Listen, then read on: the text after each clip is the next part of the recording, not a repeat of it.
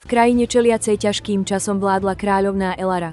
Dlhá, krutá zima znamenala, že jedla bolo málo a mnohí sa obávali o svoje ďalšie jedlo.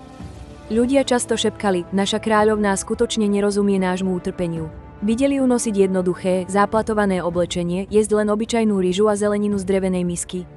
Kráľovská pokladnica, zvyčajne veľkolepá a ligotavá, sa zdala takmer prázdna, s niekoľkými novými projektmi alebo okázalými udalosťami.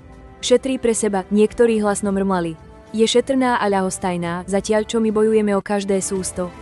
Predpokladali to najhoršie, súdili ju podľa jej skromného vzhľadu a tichých, šetrných spôsobov. Mysleli si, že sa málo stará o ich útrapy, len o svoje vlastné pohodlie, tajne hromadiac zdroje. Ale kráľovná Elara sa len usmiala, nikdy nevysvetlila svoje rozhodnutia. Ďalej len jedla svoje skromné jedlá a nosila svoje staré šaty, ticho pracovala. Uplynuli roky, zatiaľ čo kráľovstvo stále čelilo ekonomickým problémom. Potom strašný hladomor postihol susedné kráľovstvo, čo spôsobilo rozsiahle utrpenie a strach z hladovania. Panika sa začala šíriť, mnohí sa obávali, že hladomor čoskoro dorazí aj do Elarinej zeme. Nič nám nezostalo, kričali.